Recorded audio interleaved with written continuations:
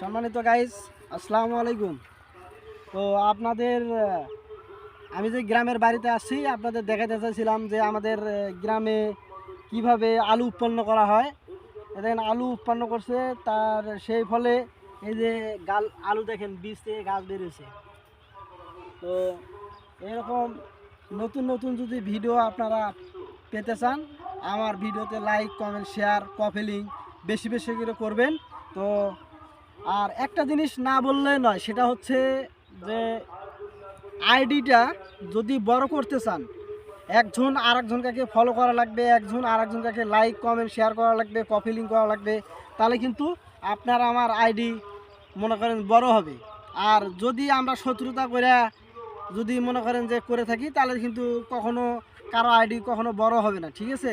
তো গাইস, সবারই কাছে একটা অনুরোধ, আপনারা কখনো কোনো হিংসা রাখবেন না। তো কপি লিঙ্ক, শেয়ার বেশি বেশি করে করবেন, এটা আপনাদের কাছে কামনা রইল। তো আপনাদের যে আলুর দেখাইলাম, এই দেখেন আলুর সুন্দর সুন্দর গাছ বেরিয়েছে, সবুজ সবুজ গাছ দেখছেন?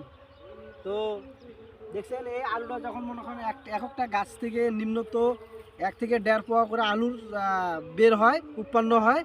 তো মনে করেন আপনাদের কার